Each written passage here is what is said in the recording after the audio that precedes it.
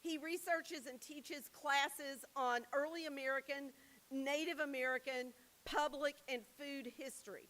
Having grown up in a restaurant setting, Todd has a personal and scholarly interest in researching the history and culture of various foodways traditions, and I know he's excited to be here tonight to discuss Curtis Chin's memoir.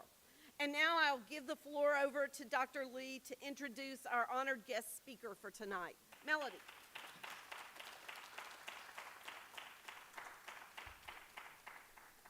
Thank you so much, Dr. Young, for your wonderful and generous introduction. I always feel very pressured whenever someone introduces you so nicely, right? You have to live up to it. I hope you all had dinner. What a great time to have a dinner talk on food, right? So you can be staffing and think about food. Welcome everyone. We are very honored to host Curtis Chin today, but I'm not going to read a 20-page biography. Please visit his website. And today we are going to talk about his award-winning memoir, Everything I Learned in a Chinese Restaurant. Of course, I am tasked to do some marketing. So if you haven't got a copy, there's you can purchase a copy outside and get his autograph later.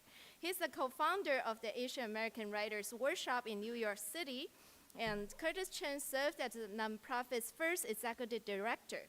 He went on to write comedy for network and cable television before transitioning to social justice documentaries.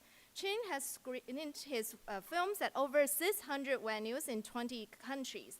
He has written for CNN, Bon Appetit, the Detroit Free Press, and the Emancipator and Boston Globe. A graduate of the University of Michigan, Chin has received awards from ABC, Disney Television, New York Foundation for the Arts, National Endowment for the Arts, and more. His essay in Bon Appetit was just selected for Best Food Writing in America 2023, and his short documentary, Dear Corky, premiered on American Masters, PBS. He's currently working on a new Chinese restaurant project. Today, we have the pleasure of talking to him about his best-selling memoir, Everything I Learned in a Chinese Restaurant. As a scholar of Chinese diaspora engaged in a public history project uncovering Houston's old Chinatown, I have found his memoir to be deeply insightful. This memoir weaves together humor, identity, and community to tell a deeply resonant Chinese-American story. We'll begin with some questions from Dr. Romero and I before opening the floor. Could we please invite and give a warm Houston welcome to Curtis?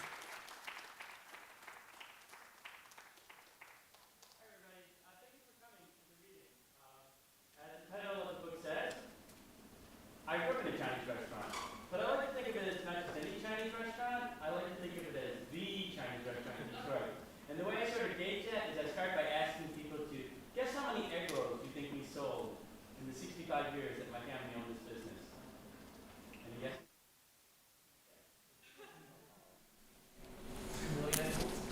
I'm sorry, what did you say? 2 million? Okay. I was going to guess 200,000. 200,000? Any other guesses? We actually sold over 10 million egg rolls, all made by my grandmother, my mom, and my auntie. So it's like a really great place to grow up because they had the best Chinese food. But despite the fact that our city of hometown of Detroit was going through a lot of difficulties in the 80s, the auto industry was struggling, there was crack cocaine, there was AIDS. I actually knew 5 people murdered by the time I was 18 years old. But despite that, you know, we had this magical Chinese restaurant in the inner city of Detroit where my parents were able to raise me and my 5 siblings. And so for me, writing this book is partially a thank you to them, you know, for providing us with all the life lessons we needed to sort of get on with our lives. But it's also, you know, a hat tip to my hometown of Detroit because I think a lot of people still kind of misunderstand the city. And I wanted to show that Detroit was still capable of producing good things, like me. So what we're going to do today is I'm going to just read a little bit from the prologue and then we'll engage in our conversation. Sound good? Okay, so the book is divided into 3 different sections of 888 because that's good luck to Chinese people. But I wanted to start the prologue specifically talking about my family and their journey to Michigan. And there's a couple reasons for that. Is that first, you know, if and when you do read about the history of Chinese Americans or Asian Americans, it's always centered in California, right? Or maybe New York or Hawaii. You don't really think of Asians as growing up in the middle parts of the country, but that's where my family was. And so I wanted to honor that history. And the second thing is that I don't think you can know a person's story unless you actually know the family's history, because so much about the things you value, the way you sort of look at the world, is really shaped by them. And so I just want to talk a little bit about my family before we start, okay? So everything I learned in a Chinese restaurant. Welcome to Chung's. Is this for here to go?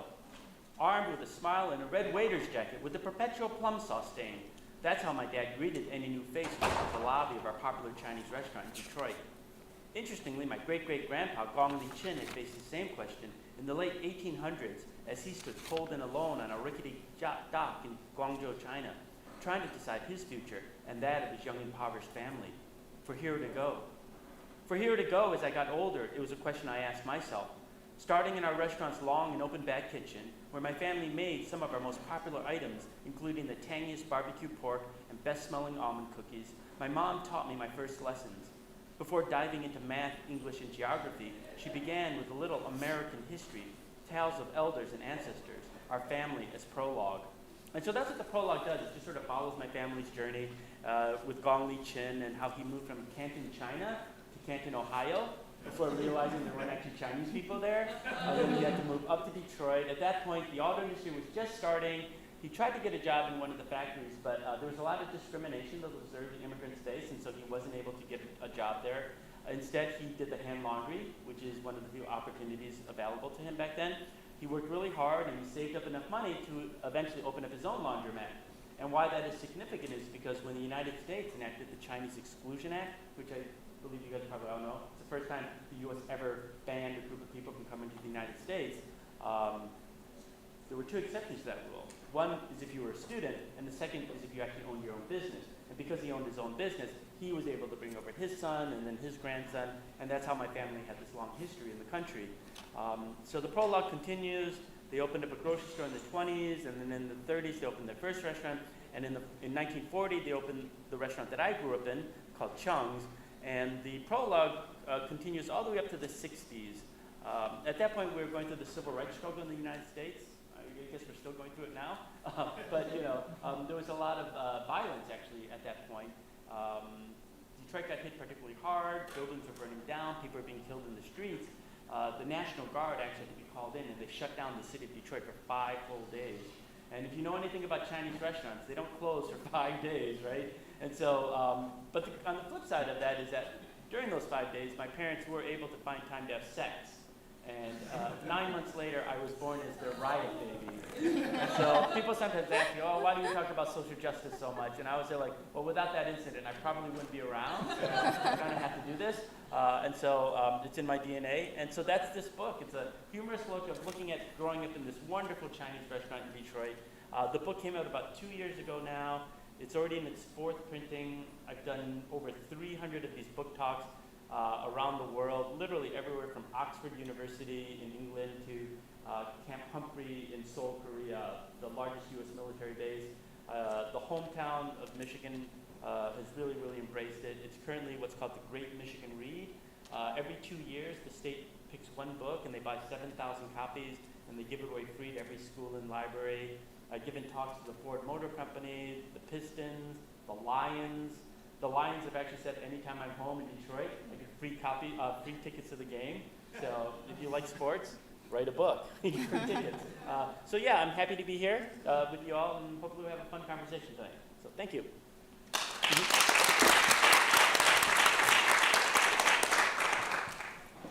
Thank you so much for that introduction, and I hope to start us off with some good questions. But actually Curtis supplies me with questions, but I think that's a very difficult task because with 300 book talks, how could we really supply him, right? So I want to invite you to join us in this task. Can everyone hear me from the back? Yeah, I'm learning from your projection. If not, I need to do those exercises at home tonight. So let me try.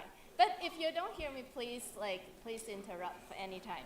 So yeah, please join us. Like come up with some great questions and see if we can surprise Curtis today. So let's start off some questions that interest us. I want to start with the title of your book, right? I think this title really resonates with a lot of people. And as an educator and new mom, I'm interested in knowing what do you want to teach? Like could we learn from your book? Well, the one thing I will say is, I like the title too. It's actually the first thing I came up with when writing it. I was like, oh, I'm going to write this book about all the stuff I learned in Chang. But I will say that if there are other writers in the audience, choose a shorter title. It's really long to type it every time. But given the title of the book, people always ask me, like, what's the greatest lesson you learned? Because there were so many things, right? Like big lessons and small lessons. But the one that I always love to tell people is the one that my dad would share with me. When you're a kid growing up, oftentimes your parents would say, don't talk to strangers. My dad actually said the opposite. He said, talk to strangers. And who he was talking about were the people sitting in our dining room. Because my dad was this kid who grew up in Chinatown. He didn't know what opportunities existed outside of the four walls of that restaurant. He never went to college, never saw what was out of it. But he knew that he had this dining room full of people who did. And so anytime he met somebody who he thought, had a good job or just seemed really happy, he'd call all 6 of his kids to run over and barrage them with questions of, what do you do for a living? How'd you get your job? How much money do you make? And it's just this idea of being able to talk to people that are different from you and not being afraid to ask questions or even asking for help if you need it. And so I feel like, that was probably the greatest lesson that I learned, growing up in that restaurant, just how to interact with people. That's great. We all need to talk to each other after this talk for an hour, right? And Todd said that too. I mean, you grew up, or you worked in a lot of restaurants. It's this idea, you met so many different people. I was a shy kid, and so it was a useful place to lose that. Yeah, yeah. I have a related question. What was it like growing up in a family business? And what were the sources of stress, the sources of joy? I guess there were probably more stress than joy. It's interesting because when you spend so much time with your family, I guess it's comforting when I think about it now. But it's like that's all I knew. And it wasn't just, so in my family, like in our house, we had my parents, my grandparents, and my 5 siblings and me, but occasionally we would also have like cousins and second cousins. And there was this one stretch where my family took in a family of Vietnamese refugees. It was like a really crowded house. And then on top of that, spending all that time in the restaurant, I guess, I don't know. I don't know anything else differently. I've just always been around them, and each other's business. And I guess that's a good and bad thing, right? That familiarity. Yeah. But I look back on it very fondly now. And I miss that restaurant. We don't own the restaurant anymore. And just really, that's partly why I wrote the book, was because, when my siblings started having kids, I just thought it was really sad that this next generation wouldn't know anything about this fabulous restaurant. And so it really was for them. That's great. I think this notion of memory is very vivid and important to your book. And as Dr. Yang introduced in the beginning of this event, I'm directing with my co-PI there, Dr. San Miguel. We have a digital humanities and public history project mapping Houston's old Chinatown. I'm sorry for so much marketing, but this is the school of business, right? That's all we do. So like if you haven't gotten like postcards, it's outside if you want to learn more about our Chinatown project. So when I read your book, I'm really struck by the description of Chinatown, because I've never been to Detroit, I've never been to Chinatown, but somehow it really brought these vivid memories of Chinatown. And you like really paint this vivid picture of this disappeared Chinatown, exactly what our project want to capture. So, and your family's Chinese restaurant somehow becomes this symbolic geography of the survival of the community and the whole Chinatown as well. So can you describe how this old Chinatown plays a part in your identity and also family? Well, Chinatown, but more specifically Chinese restaurants. They always repeat this quote that there are over 40,000 Chinese restaurants in the United States, which is more than the number of McDonald's, Burger King, Taco Bell, and Pizza Hut combined. Chinese restaurants are just everywhere.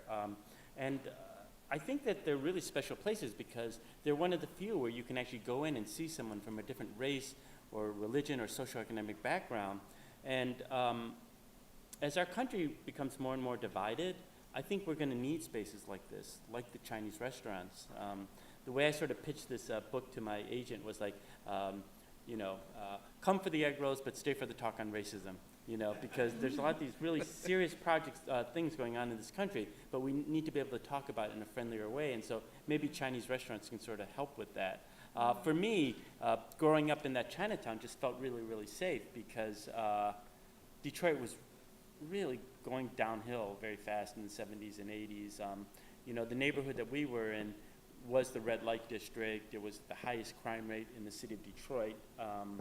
And so literally just like a block away, people would be killed constantly. You know what I mean? Like store owners and stuff like that. But at the same time, this one little block of Chinatown just felt really, really safe. And that was partly because, and this is a historical thing, is that because of the Chinese Exclusion Act and the Bachelor Society, there were a lot of old single Chinese men, right, who were literally dying out. They didn't have families, right? They didn't have anywhere to go, so they would actually be sitting outside of Chinatown all the time. So it was like almost like nonstop babysitting, you know what I mean, for us. So we could play out on the streets because, there was like a couple dozen of these old Chinese men, who basically provided nonstop, eyes for us. Even as late as midnight at night, we could go out and play.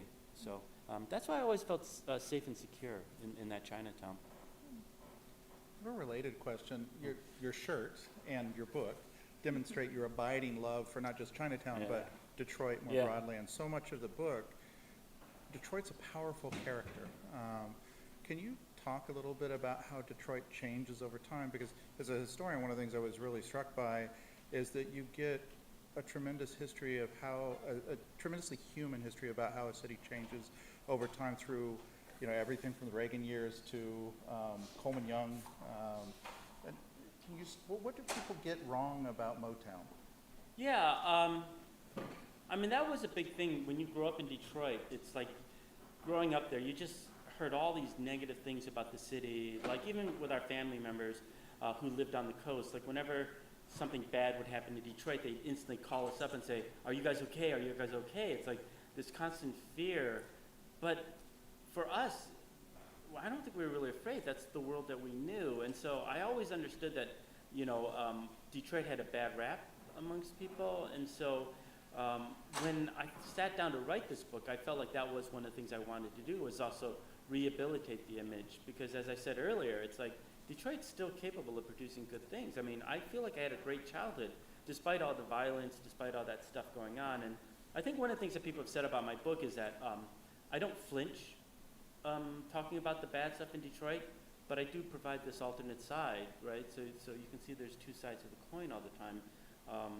And so one of the best things about this book is like I've just had so many Detroiters just come up to me and just say, "Thank you for telling our story. Thank you for showing that Detroit is actually a good city." So I feel like half the time I'm like on a PR tour for the city of Detroit. It's not just about selling the book. It's also about like talking up my hometown. So I'm happy to do that. They love you in Troy as well? Troy? I don't know if they do. You really want me to tell you a bad story? Sure. So this is I like bad stories. This is the climate that we're living in terms of stories by gay people and people of color.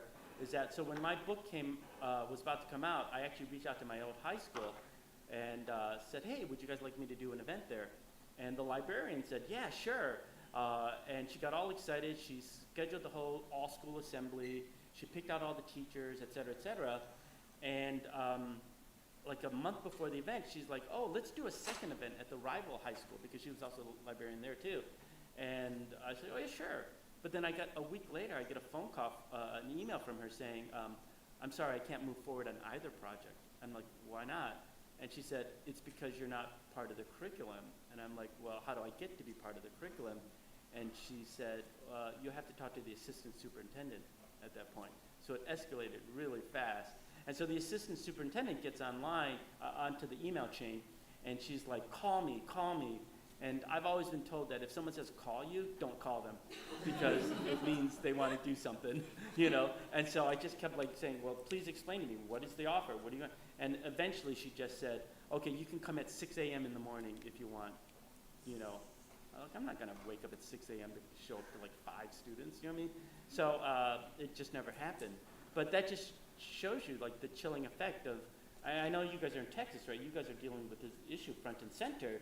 And, you know, people are always talking about like the book bans, right? The things that grab the headline.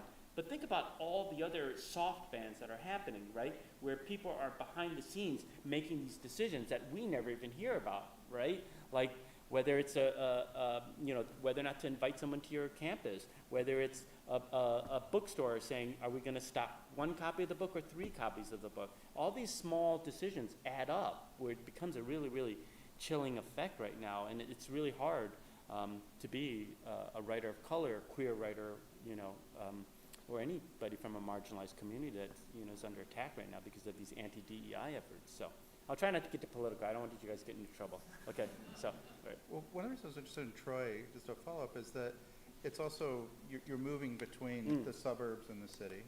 And in that movement, there's a lot of this sort of twin coming-of-age story. One about your sort of political awakening, and the other one that you're coming out. Yeah, so when we moved from a primarily black neighborhood to a primarily white neighborhood, it was a culture shock for me, right? Because it's like I'd never been around, like the school was like 98% white and stuff like that. And so I was like, how do I get along? How do I, you know, integrate myself into this community? And so I decided to be a young Republican, you know, because I thought, oh, that's the best way to hang out with white people. And so I became like class president, president of the National Honor Society. I co-founded the Young Republicans, Students Against Smoking. Margaret Thatcher was my imaginary girlfriend. Like I was like a total right-winger at that time. But you know, eventually I go off to Michigan, and you know, college does turn you woke. So I mean, that's what happens. Yeah, so it's that journey of like figuring out. At the end of the day, it's like I think the epiphany I learned in life is that, you know, we spend so much time just trying to figure out, you know, who our tribe is, like who are the people that we want to hang out with, right? But if you don't do the hard work first of understanding who you are, then you may end up hanging out with the wrong people, right? The people that maybe don't share your values, the people that don't necessarily have your best interests at heart. And so really just spending a little time focusing on yourself and, you know, what you think about the world and how you sort of see it and what kind of values you want to see, you know, promoted. And so that's something I had to do, is to learn how to look inward a little bit more. That's great. We want to turn to the family topic. I'm particularly interested in that because I'm a mom of a 4-month-old, and I'm very interested in the role family plays in your memoir. Ning and your mom seem two very different characters. Yeah. Like you said, quote, your family I forged were the people who loved and nurtured you. That didn't describe Ning. I didn't say that. You say that. Yeah. But your mom, on the other hand, seems a model mother who lives quote, a lifetime of sacrifices for her children, a strong mother who, quote, always outlasted her opponent, and some of her expectations seem like a tiger mom, very Chinese in some way, especially when I see her mantra of, quote, obeying our elders, being quiet and working hard, but also very unique in her own ways. So can you tell us more about your mom and how she nurtured you and your siblings? Yeah, my mom is one of the reasons I actually wrote the book, because she always wanted her story told, because she had such a tough life, and she just really, you know. So I will actually read the excerpt from this, if you don't mind, but I'll have to set this up for you all. So when I was in high school, and it came time to apply for college, I actually was one of those students that was not planning to go to college, because I actually did not have a good sense of what my future might look like. As a closeted gay kid, the only time you ever saw somebody who was gay in the papers, they were in the hospital dying from AIDS, right? So, you know, and then on top of that, one of our favorite customers when I was growing up was this guy who'd come in all the time by himself. He told us he was an ER doctor. Turned out he was actually a famous psychiatrist who was coming to area to hire the prostitutes. And he was trying to break off with this one girl that the pimp got so upset that he took a baseball bat and he bashed his head in and killed him. And then he took a Ginsu knife and chopped up his body and littered it all across the freeway up to the northern peninsula. And so, like, with that amount of violence that I was sort of seeing, I didn't think I'd live past the age of 30. I thought I'd be dead by the age of, by the end of the decade. And so I didn't understand the value of sitting in a classroom for another four years when I just thought, like, I got to go out there. I got to see the world before, I'm gone. But my mom was like this immigrant. She, got married at the age of 17, arranged marriage, never had any opportunities. She had to drop out of high school, didn't have, opportunities for herself. She came to Detroit, had this terrible mother-in-law, my grandmother, and just didn't have opportunities. But through her kids, she really felt like education was the way for us to sort of get out of that Chinese restaurant. And so, she had this mantra, like you said, work hard, obey your elders, and be quiet. That's all she said. Work hard, obey your elders, and be quiet. And I rationalized, like, well, what would be me giving up 4 years of my life for this woman who's given up her whole life for me? And so I made a deal with her, and I said, okay, Mom, I will apply to college, but I'll only apply to one school, and if I don't get in, I'm not going. And she's like, okay, fine, apply to Michigan. And so I applied to Michigan, and sadly, I got in. I ended up going there. I was one of those kids that actually, it's called first-generation college kid, right? And so, it's a big, steep learning curve about that. But I had to work full-time, and I took classes at night, right, because I had to pay for college myself. And then, when you look through the course catalog at night, you realize there's a lot of creative writing classes, right? And so I did the math, and I said, okay, if I took poetry writing classes, and if I only wrote haikus, I could graduate in less than 500 words. And that was like my whole strategy for graduating college. So, okay. So I must have wrote a really good haiku because I got into this creative writing program at U of M, which only took 20 people. Okay, so I'm going to read a story from that. Okay? So, one thing you should know is that reading the book, it's supposed to be like a journey into a Chinese restaurant. That's why the opening line is what my dad would say, which is welcome to Chung's, and the closing line is thank you, please come again. And then all the chapters are like listed like a Chinese menu. So this is chapter N7. Okay. So, being a creative writing major made me the literary expert at Chung's. That was inevitable as my dad asked every customer, have you met our number 3? He's the writer in the family. Every time he mentioned my program, the number of students accepted got smaller and smaller. At some point, I expect him to say I was the only one on campus even allowed to own a pen. One week, one of our waiters was out sick. My younger siblings were busy with their weekend activities, so I was the one called in to help. I jumped at the chance of having some home-cooked meals for a few days. I was running around the dining room, refreshing our customers' silver teapots, when a white middle-aged woman reached into her oversized bag and pulled out a colorful hardcover. Have you read this book? It's so good. The Joy Luck Club, the recently released novel that featured a bunch of old, sassy Chinese ladies who like to eat, gossip, and play mahjong, could easily have been set in our back kitchen. Every time I came in to help at the restaurant, another diner, usually older and female, cited the most memorable characters, lines, and scenes. They all wanted to know if I was working on something similar. I was writing poetry, but they didn't care. To them, all writers were the same. They would squeal, "You could be the next Amy Tan." My mom turned out to be the biggest pusher. She rarely had a book in her hand, but the success of the Joy Luck Club convinced her that her life was a bestseller too. She followed me around the dining room, dropping stories from her childhood, the same ones I'd heard growing up, but now she recounted them as if she was auditioning for her own books on tape. One night, after seeing how our waiters sometimes pooled their tips together, my mom shared an oldie. When the communists marched south, they targeted my family. My uncles and grandpa were rich in America, so the Red Guard called us traitors. My stubborn grandma didn't want us to leave her big home, so when my parents escaped to Hong Kong, they left me behind to keep her company. The communists hated me and my pawpaw. When I was 4, they made me watch as they forced my grandma to climb the old banyan tree in our courtyard. Then they pushed her off into a pile of broken glass. For a visual, my mom rubbed her knees. Another time, standing at the water station, she launched into her own nautical tale. When I was 5, my uncle in America paid $25,000 in renminbi, a king's ransom in people's money, to local fishermen to ferry a remaining family out of China. After a long ride tucked under the planks of his fishy fishing boat, we came up for air. But we weren't in Hong Kong. The traitor had turned us in to the authorities. In jail, I had to sing Communist Party songs to earn extra rice for me and my grandma. Another chapter came as we stood beneath a painting of the Chinese countryside. When my pawpaw and I were freed from jail, we found that the officials had given away our home to peasants. We were forced to live several villages away in a dirt hut with 3 other families. Whenever we went out for a pail of water, my grandma had to bend low to keep her head below the soldiers. Once again, she gave me a demonstration, this time bowing her head. Granted, my mom's epic saga interested me. Who wouldn't be intrigued by tales of prison cells, guns, and stolen ransoms? Even the parts about her mundane life in Hong Kong after she was reunited with her parents and siblings were amusing. But these were her stories, not mine. She had to tell them, not me. I was in school to find my own voice. I sat and listened, but that was as far as it would go. Toward the end of the summer, as I was at the back table sipping my red pop, stockpiling poems for the upcoming semester, my mom sat down. Before I could say anything, she started talking.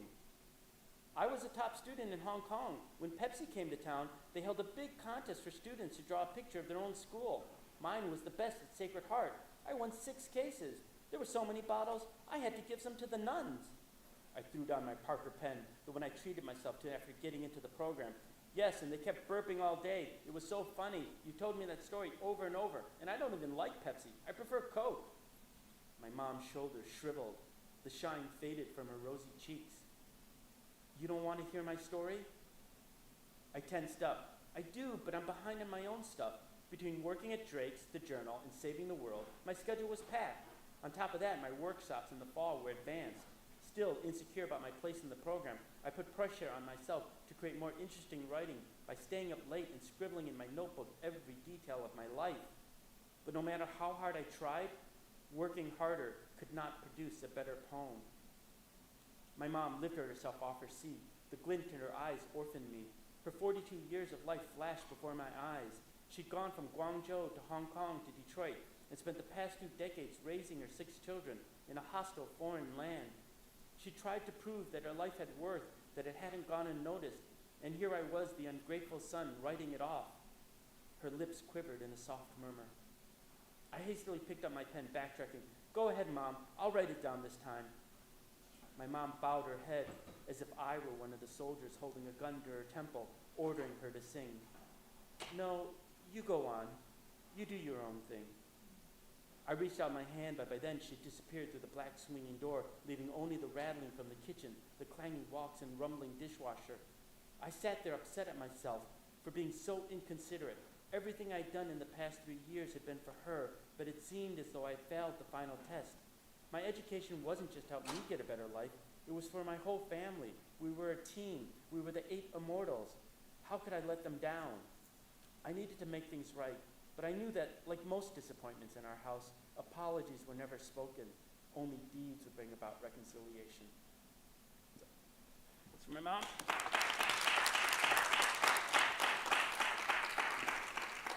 One of the things I was curious about is, in reading this, it seems to me that writing a memoir with so much family history, contested ground, shared memories.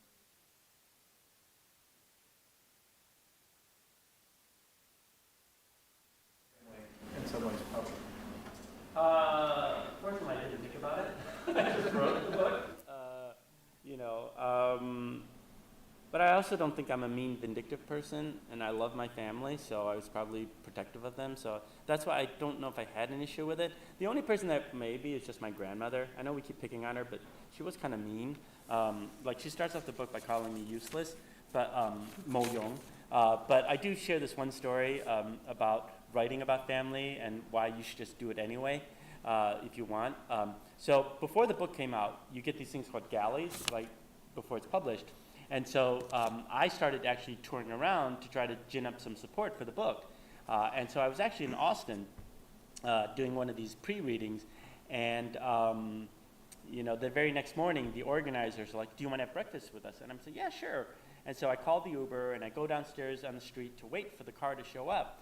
And standing on the street corner is this old Chinese lady. And she turns around, and she sees that I'm wearing this shirt. And she's like, oh, are you from Detroit? And I'm like, yeah. And she's like, I'm from Detroit. And it turned out that her mom was best friends with my grandmother. and she started saying like, "Oh, your grandmother was the nicest person ever. She always had candy in her pocket. Like she taught me how to drink American coffee." And like I'm not trying to convince her of her memories because I wouldn't want my grandmother to go through life unloved. So it's like it just wasn't going to be for me. So I was like, okay, fine. But when the car came, I jumped in the Uber and I left. But a couple days later, I realized that was probably my grandmother sending an emissary from the grave saying, "How dare you write that shit about me? You better change it now before the book comes out." And so the moral of that tale is that even if your family's dead and buried, they're not going to like what you write about them anyway, so you might as well do it anyway. But I will say that it's actually brought my family closer together. I mean, for my mom, who's had such a tough life, so sadly, my dad died in a car accident, and my mom was severely injured, and so she's never really fully recovered. But she lives in California now, but she gets all these phone calls from all her friends back in Detroit whenever I'm back there and I'm on TV or there's a news board. So that's, given her some life, and that's made me feel really, really good. There was also some schism in our family between two of the brothers who don't get along, and they haven't talked in 15 years, but then at one of the readings, my nephew, who I haven't seen in 15 years, because inevitably when two siblings fight, they make people pick sides, you know what I mean? And so my nephew showed up, like for the first time, and I hadn't seen him for 15 years, so there's been nothing but upside in terms of writing the family story, so yeah, just feel very blessed that it's happened. Thank you. Mm-hmm. That's great. Let's talk a little bit about your writing and languagisms. We might have students and faculty here that are interested in like creative writing. Your memoir joins like a corpus of Chinese American literature. Do you see it distinctively Chinese American or more like American coming of age American story? I don't know. If anything, I thought of my book as a Midwestern story, because I really like the fact that my book has been embraced by my home city of Michigan. Like in addition to this Great Michigan Read, I've just been constantly going back, like every 3 months, doing readings at every library, every nonprofit. I'll be doing that for the next year through this Great Michigan Read program. And I just always feel like a Midwesterner more so than that. It's very Asian American, it's very gay, but at the heart of it, I feel like I'm a Midwesterner, and so I really want the book to be embraced as such, that geography of that space. Yeah, that's great. And from your memoir, we can see a fluidity between Chinese and Chinese American cultures. And we have a campus filled with like diverse student population, as you see in the audience here, and that's something we are very proud of. And how would you respond to young people who struggle between two cultures or more, and especially when they don't speak their parents' languages? Well, you can correct me if I'm wrong because you're the academic, but one of the things that people have said about my book in terms of looking at other Asian American literature is that I actually don't have that struggle. I don't go through this idea of like, am I Asian or am I American? Because my family's been here such a long time, I embrace both sides already. I understand I'm Asian American, it includes both sides. What I struggle with is being Asian American, where do I fit into this world of black and white? Right? That's my struggle. It's like, I understand who I am as an Asian American, right? I'm fully accepting of it. But where that fits me into this larger narrative of America is where I struggle with, right? And I think that is a difference between a lot of these other, more immigrant stories where it's like you have this notion of like, well, how much am I from that previous culture and how much? I understand it's both. So, in that sense, I don't. But what has been interesting for me in terms of writing this book is that because I've grown up very comfortably as Asian American, it's because of, like growing up in that Chinatown, which had a lot of Chinese, but also Indians and Filipinos, but then even when we moved to the white neighborhood, there were like, out of the 400 kids in our graduating class, there was like 8 Asians, 2 black kids, and 2 Latinos, but out of the 8 Asian kids, we were all friends. But that's maybe because we all took the same advanced math and science courses, but we all hung out. So I grew up watching Bollywood films, and I grew up going to my friend's Korean church. So like I have a, awareness of this idea of being Asian American, But what's been different though is writing this book, which has this word Chinese in the title. because I've never really felt Chinese. I feel Asian, but not Chinese. But now that I've traveled around the world, I've been approached by so many people from the Chinese diaspora who come up to me and say, oh, your experience is just like my experience in Suriname or Mauritius or, Belgium. And so now I understand that I'm also part of this thing called the Chinese diaspora, which is giving me, this access of like a different way of thinking about myself. Like, I don't think I could ever think of myself as being Chinese, because I don't speak the language, I don't have any relatives there anymore, I don't have any strong sense of it. But I do feel like I have an affinity with other Chinese people who have left China, right? I feel like I can access that, yeah. Yeah, yeah. So you move very fluidly, like between these cultures, but also the genres that you're dealing with. Like you're a filmmaker, you're an activist, but also a memoir writer. So how do you see, like, for instance, like how does your visual storytelling differ from like writing memoir? Well, the visual storytelling I've been telling other people's stories, right? Like when I make films or when I was writing for TV, it was always like somebody else, and you'd get assignments and stuff like that. So writing the memoir is actually the first time I'm talking about myself, which is kind of, it's different, right? Like, because we're not you're not necessarily comfortable with that. But yeah, it's been a learning lesson, putting myself out there. But I feel like, I'm older now, so I feel like I've learned some things. So I'm okay sharing it. I don't know if I could have written a book about myself like in my 20s or 30s, but I'm in my 50s now, so hopefully I've learned a few things, right? Yeah. That's something very admirable in your memoir too. You really don't shy away from these difficult conversations like racism, sexuality, and class. But it's also filled with humor and love. Like you deal with it in such a interesting and humorous way. If you can't laugh at yourself, then you have no point in writing a memoir. I mean, you really have to be able to have a good nature, because it's like this stuff happened 30, 40 years ago. If I haven't changed and become a better person, hopefully, then what's the point, right? Like, I'm no longer a Republican. You know what I mean? So, sorry. I wondered. Yeah. No. Yeah. I'm not going to get you guys into trouble. Sorry. But so if you can't look back on these times and see how you've grown as a person, then how are other people also going to learn from you too? If you don't take that approach. So I think that's why it's okay for me to actually talk about the negative stuff, or like the story that I read where I was a total jerk to my mom. You know what I mean? Like, I feel bad about it, and sometimes I still even get emotional thinking about like how much I hurt her, during those years where I was just kind of but that's something we all go through, right? When you're at 18 in your 20s, you're trying to define yourself, and when you have a parent that wants to live through you, right? Who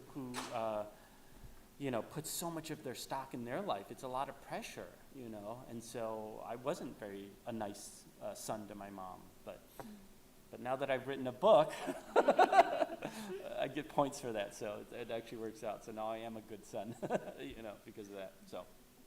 Mm-hmm. Can I ask a follow-up question? One of the moments of trauma, of violence, that really struck me in the book is when you talked about your experience and your family's experience of when Vincent Chin was murdered. Mm-hmm. And you've made a movie about that as well.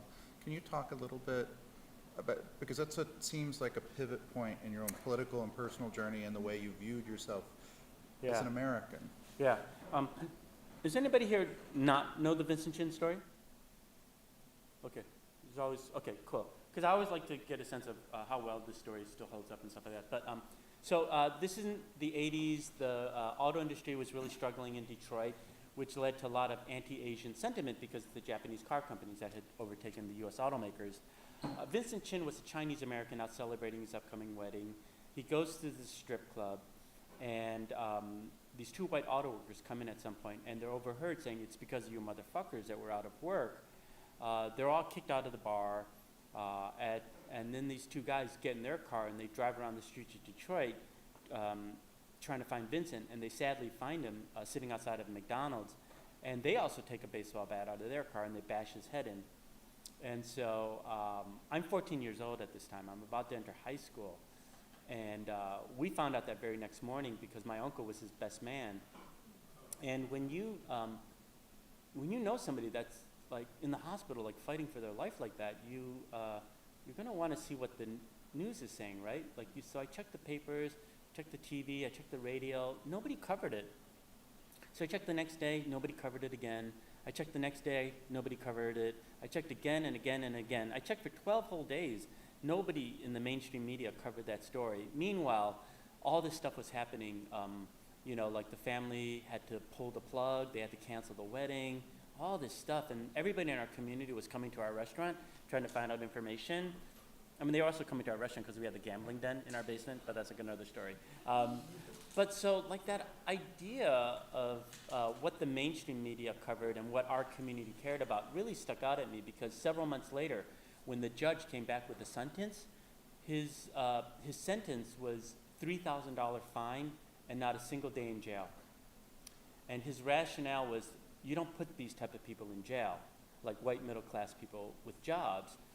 And, you know, I don't have a problem that the judge showed compassion for these guys because, you know, we're Buddhists, right? So we're taught to be compassionate about things. Because I'm sure they didn't mean to kill someone at the beginning of their day. But I think the problem is that the judge had no compassion for Vincent and what his family was going through. You know, the mom who'd just been widowed, the fiance, and I think that was the problem. But at the same time, when I thought about it, it kind of made sense to me because for the last couple years, all the media in Detroit had been writing these stories about the white auto workers and how they were losing their homes and losing their jobs. And so there was all this built-in sympathy for these guys already. But there was no stories about like how Asian Americans were struggling or having difficulties. And so for me, that's when this recognition of like, you know, we have to tell our stories, right? We have to be able to get people to know who we are before these terrible crimes happen, right? Because they will continue to happen, but we've got to get ahead of it. And so what I did as a 14-year-old was I lugged the typewriter. You know what typewriters are? Those things? Yeah. So, I do. Okay, you do. I don't know, do you know what it is? Okay, so I lugged the typewriter into the dining room and I just started writing these letters to the editor saying, hey, why are you guys not covering this story? And one of my first lessons that I learned politically came from the mayor that you mentioned, Mayor Coleman Young, who was one of our regular customers. He's a really famous character. This, you know, his nickname, excuse me, his nickname for himself was Motherfucker in Charge. That tells you a little bit about himself. So anyway, he saw me typing back there, and you know, I was like, my dad, who's like this guy who's always causing trouble and stuff like that. My dad is like, you know, Coleman Young said, what are you doing back there? And my dad's like, oh, he's writing these angry letters, right? And I'm like, you know, because we're Buddhists, we're not supposed to be angry, right? So I'm like, no, they're just nice little letters, just whatever. And then Coleman Young actually said to me, it's okay to be angry. You know, sometimes you need anger to sort of get things done, like on a civil rights letter. And he said, you have to understand what makes you angry in life, and then you've got to figure out, like, what are you going to do to fix it? Do you know what I mean? And so for me, it's just this idea of, like, you know, the case was very, very important, but it's also this idea that in that restaurant, I learned all these different ways of sort of approaching situations, you know, in life, personally, but civil rights and all this stuff. Because we had such a diverse clientele, I got to hear these different perspectives on how to approach these things, you know, and you know, people have different ways of doing it, and sometimes it's cultural, sometimes it's from different communities based off of it. But because we had such a diverse group, I was exposed to all these different thoughts, which really, I think, opened up a lot for me. Thank you. Mhm. I have a restaurant question. I had a different restaurant question, but this is one Okay. that struck me as we were walking over. Of course, we focus on the Chinese restaurant that you grew up in, but what did you learn from working at Drake's when you were in college? Because that occupies a big part of the second half of the book, and Yeah.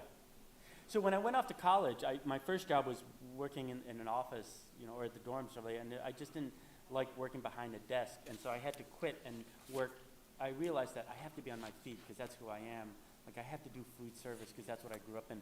And so I got a job working at one of the classic restaurants on campus, a diner that had been like opened in like the 1920s and stuff like that. And that was sort of, you know, an eye-opening place too, because if I compare the University of Michigan and the big buildings there versus this little, you know, sandwich shop, in many ways, I probably learned more in that sandwich shop than, you know, no offense to colleges and your professors. I'm sure you guys are all very excellent at teaching what you guys teach. But there's also this other world where you can actually learn things, where you pick up things. And, you know, for me, at least on the idea of sexuality, I definitely, because I don't even think did we even have LGBT classes back then? You know, if we did, I never signed up for one. But I did learn about that stuff working at this sandwich shop because it's very, you know, bohemian, very artsy, very progressive. You know what I mean? And so, you know, again, no offense to universities, but I do feel like I learned so much more, you know, working in restaurants, you know, in my life. Because, you know, you learn about people, which is probably the most important thing. I felt like in reading it, you found your tribe there. Yeah. To a certain extent. Yeah, definitely. You know, my political identity, my sexual identity, you know, my friends. Yeah, it was good. It was a good place. Yeah. And you also weave your food or feast into the structure of your book, like, you know, appetizer, main dish, and like fortune cookies. Like, how do you really categorize, like, which part is which? I just want to have fun with the book, so there are all these little Easter eggs about that kind of stuff. And, you know, definitely writing about food is always fun, you know. And it is really true that I said, you know, for every occasion, whether it was a happy, sad, you know, my family had a dish for it, right? Like, food was the answer to everything. You know, and because we were a family that was working class, we didn't have a lot of money, but the one thing that my parents always made sure we had was food, and they never complained when we wanted to eat anything, right? They said, eat whatever you want in this restaurant. Of course, my grandmother hated it. She'd be like, stop eating the lobster. You know what I mean? Like, you know, but, you know, my parents are not like that. They wanted to know that we could have whatever we wanted, at least when it came to food, and that generosity was just really, it was very kind, you know what I mean, of my parents, so yeah. Yeah, I know that we have so many questions that we are eating away your dinner time, so we'll open up the floor, but my last question to you is, like, what dish actually represents your life, your spirits the most, if you were to choose one? I can't. That's like choosing your favorite kid, like, oh my God. So like even when you just asked that question, like 10 different dishes popped into my head. I can't, sorry. There's a dish in our dish, almond boneless chicken, which is a Detroit dish, is in there. But I also like a good basic beef and mushroom. I eat a lot of noodle dishes. It's just too much, you know. I always said that my dream life would be living above a Chinese restaurant overlooking a canal. That's just my, you know, I just like water, so it's like, yeah, that would be my dream life, but yeah. Thank you so much for giving us so much food for thought, and I think now it's time for the audience to... I love all your food puns. I know you keep sneaking them in. We can do questions, but one thing that I do at every reading I've done over 300 of these now, is I do a selfie. So can we do that quickly before? Okay, so for people who are sitting on the edge, would you guys mind moving in a little bit? And so we're gonna figure out how to stage this. People can get in here. Okay, so you guys both stand behind me, because we need to copy the book. Okay.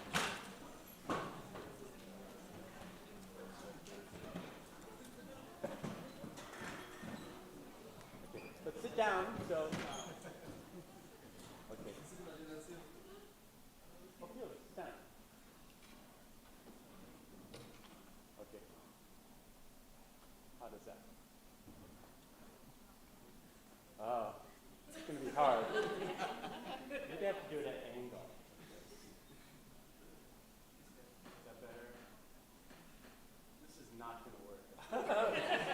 Okay. Bear with me, everybody. What? Now you're a filmmaker again. Okay. People on the edge, if you could just move over a little bit more, move over one more chair.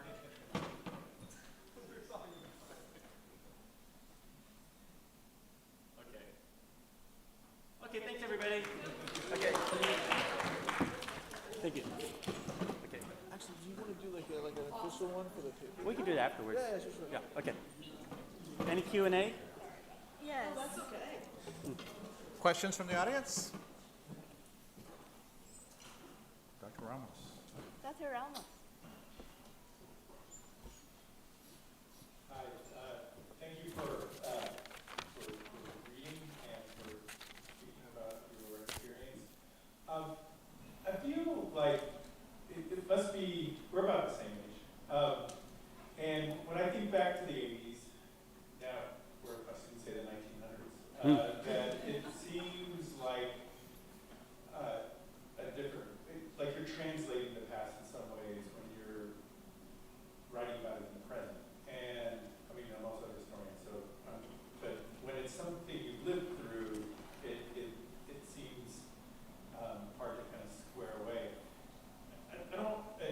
spoke about the Vincent Chin story, and when I remember when Renee Tajima-Pena's documentary came out, and it was just so difficult. And I think back, and the thing that seemed to resonate the most at that time for me was that there was no distinguishing Japanese or Chinese, and I'm wondering if that's changed. I mean, in our current time, there is there still a flattening of for not in the non-Asian perception of Asian culture? Are we at a different point, or is it just the same but takes a different form? I think you'd have to ask non-Asians, because I don't know. I can say for myself, like being Asian American, I think that at least amongst the people that I know, I think there's less concern about that kind of stuff. I mean, there is an understanding that you can do both. You can be Asian American, but then you can be your own individual ethnicity too, when that calls for. Yeah, you can wear multiple hats about it. So I'm trying to think of what else I could say to that point. But thinking back on it, it was a really, really different time period because the communities were so small back then, right? But now it's such a bigger community and there's larger segments. I mean, really back then it was just the largest groups were like the Chinese, Filipinos, and Japanese, right? But now the 6 largest groups, I think, Chinese, Filipino, Indian, Vietnamese, Korean, Japanese are like 6th, right? So there's been some shifting and changing in the demographics of the community, but I think it's a stronger community now, and I don't have an issue with that mistaken identity and stuff like that. If someone calls me like Korean or whatever, I don't get upset, you know what I mean? So. Yeah, it seems like there was a big reaction for the murder in Atlanta. I think it was 4 years ago or longer, more or less. You mean like a unified response? Right. Yeah. Yeah, no, definitely. I mean, this is what I say about like discrimination is that the attitudes about my great-great-great-grandfather when he came over are oftentimes the same ways that people might look at me. Like you're a foreigner, you have diseases, we can't assimilate you. Those stereotypes have not changed, right? It's pretty consistent. But what gives me hope is sort of looking at how our community has changed even between back then and looking at the Vincent Chin case, right? Because the Vincent Chin case, you can actually say is a failure because those guys never served a single day in jail, right? We never got justice for Vincent. But when you look at a case like the Atlanta shooting or the Indianapolis shooting or the Sikh temple, I mean, our community is much stronger now. We can push back. And so that's where I sort of focus on, in the sense of, back then, there were no Asian Americans in the media who could keep the story or who wanted to report about it, right? There were no Asian American politicians that could advance legislation. There were no Asian American nonprofits to sort of like do victim advocacy. You didn't have social media with Asian American celebrities who keep these stories alive. You now have Asian American business leaders who are funding these things through through foundations and stuff like that. So if you just look across the board, it's like, as a community, we're much stronger, like in terms of responding back to these things. And I feel like that's the thing that I sort of focus on, because sadly, when you live in a multicultural society, there is going to be misunderstanding, right? There is going to be racism. There's going to be gender, discrimination, homophobia, all that stuff. Because we come from different backgrounds, we have different values. There's inevitably going to be some clashing because of that. But the question is, like, we as the Asian American community, are we prepared to meet that moment to sort of push back and sort of, stand our ground? And I think in that sense, I do have a lot more confidence. Yeah. Mm-hmm.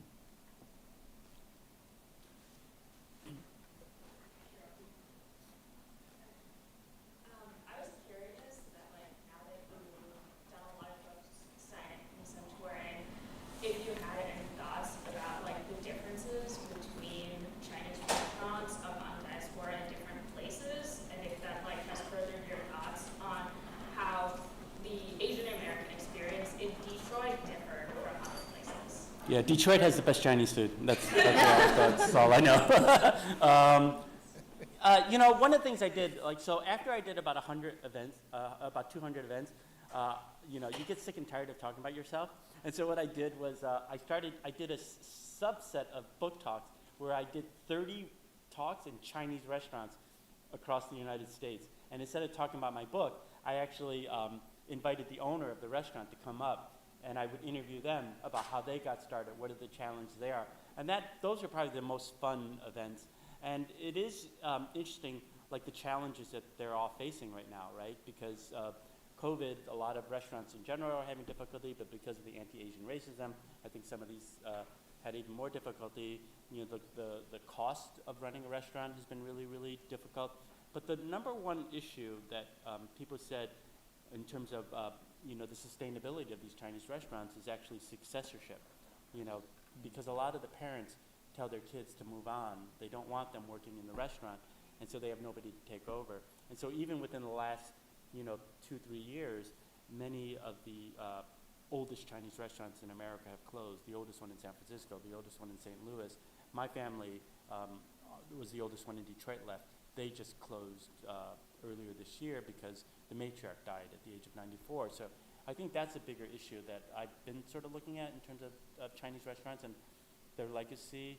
But in terms of the question of, do I notice a regional difference or what? Or Yeah, it's like, do you notice a cultural shift in how diaspora like engages with the community through food? Yeah, no, definitely. So one of the projects that I was starting before this anti-DEI effort that's going on right now was I was starting to raise funds for a 6-part docuseries on the history of Chinese restaurants in America, because you can actually chart the immigration patterns as well as geopolitical, larger international geopolitics through the type of Chinese food available in America. So when you look at that first wave, which my family's part of, it was the Southern Chinese, the poor people, you know, like the hillbillies, right? That was us. We did the railroads and all that kind of stuff. That was Cantonese food. Then you saw the shift, you know, during World War II, right? What happened? A bunch of people who came from Taiwan, but they're originally from Hunan and Sichuan, right, came to the United States, and they brought their food, right? And then in '65, when the immigration law changed, right, the Hart-Celler Act, suddenly you saw Shanghainese food. And then when Richard Nixon went to China, you suddenly saw Beijing food. And what's happened now, and this is what I find very, very interesting, is that because of geopolitics and the rise of Asian countries and their economies, you actually see a bunch of high-end, you know, Asian chains coming in, and even low-end. Well, I was going to say Jollibee, but I don't want to say like that's a low-end thing. But the idea of just Asia being able to export their culture to America, because America's always had this soft power, right, sending over McDonald's and everything else. What does that say, you know, now that Asian countries also have that ability to come and have this influence through their food, right? Like Din Tai Fung and Hai Dai Lao and all these places. I think you guys probably have them around here too, right? And so I think that's the interesting thing of like how we can measure a country's power and influence, you know, through food and the availability of food and how people perceive it. Does that necessarily lead to less racism or things like that? I don't know. Maybe, I mean, it provides an opening for these things, but I don't know if it's necessarily a cure, but at least it provides an opening, I think. So. Could you write a little bit about your dad responding to the changing tastes around some of those? Well, my dad, he sprinkled in a couple of things, I mean, because he was trying to adapt. I mean, that's one